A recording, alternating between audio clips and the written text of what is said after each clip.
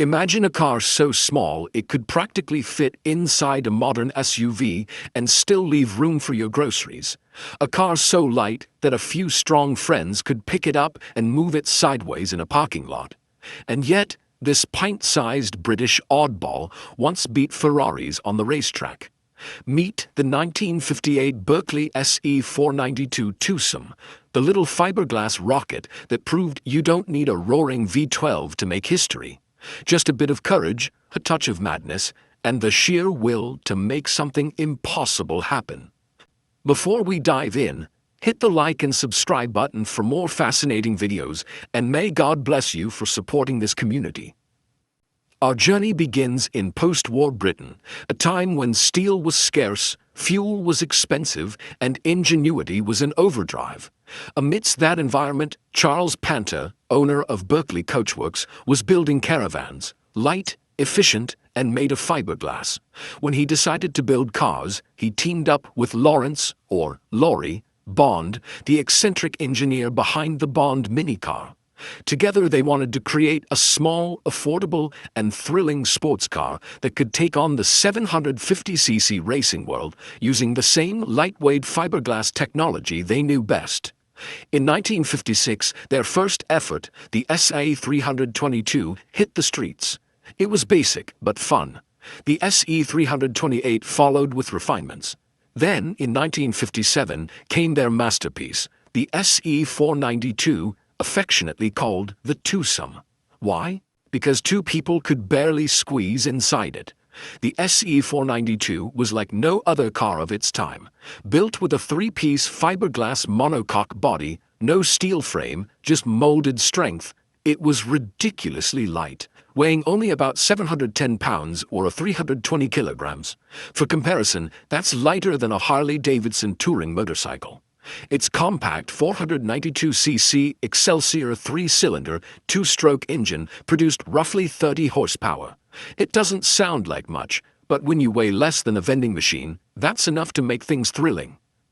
The SE492 was front-wheel drive with a 4-speed sequential gearbox, remarkably advanced for the 1950s, long before the Mini popularized that setup. It even featured fully independent suspension on all 4 wheels, something you'd expect in high-end race cars, not a microcar built in a caravan factory. Panter and Bond didn't just build a toy, they built a micro machine that punched far above its weight.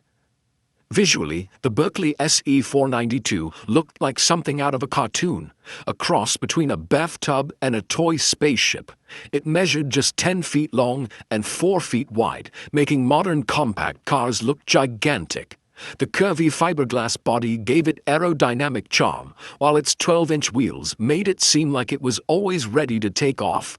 Early versions had doors that slanted forward before being replaced by vertical ones with hidden hinges.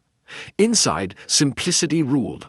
There was a speedometer, a tachometer, and a few gauges. No radio, no heater, no luxury. Just you, the road, and the sound of that eager little two-stroke screaming for mercy. Behind the seats sat a tiny luggage space that Berkeley cheekily called a child seat, because strapping your kid next to a smoking two-stroke engine apparently made sense back then. Despite its size, the SE492 could hit around 80 miles per hour, which in something that small felt like Mach 1. Its lightweight design and independent suspension made it incredibly agile, capable of darting through corners with an ease that embarrassed bigger, heavier sports cars. On a twisty road, it was pure joy, a go-kart with headlights. But the Berkeley wasn't just for fun drives, it was built to race. In 1958, Count Giovanni Laurani entered a Berkeley SE492 in the grueling Monza 12 Hours endurance race, driven by none other than Lorenzo Bendini, who would later become a Ferrari Formula One driver. Against all odds, this tiny fiberglass underdog won its class, humiliating far more powerful machines. That victory put Berkeley on the map and proved that clever engineering could outsmart brute force. The SE492 wasn't just a novelty, it was a legitimate performance car in micro form.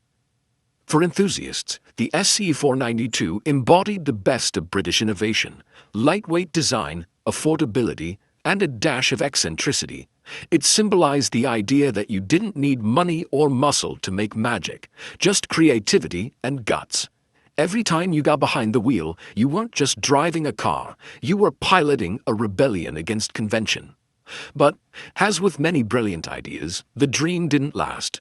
By 1960, Berkeley cars ran into financial trouble. The microcar craze was fading, and bigger manufacturers were flooding the market with small, affordable vehicles. Despite its innovation, the Berkeley couldn't compete on cost or scale. Production stopped, and the company soon folded, leaving behind a legacy that outlived its short lifespan. Only about 666 SE492s were ever built, a number as mischievous as the car's personality. Today, surviving Berkeleys are rare treasures, adored by collectors who appreciate their audacity. Restored examples pop up occasionally at auctions, fetching surprising prices, sometimes exceeding $30,000 for well-preserved units. Not bad for what was once marketed as Britain's cheapest sports car. The 1958 Berkeley SE492 Twosome remains one of those cars that remind us why we fall in love with automobiles in the first place. It's not about size, horsepower, or luxury. It's about character, creativity, and the sheer joy of driving something unique. It was the embodiment of an idea that innovation and fun can exist on a shoestring budget. Even today, its design feels refreshingly pure. No electronics, no assists, just a raw mechanical connection between you and the road.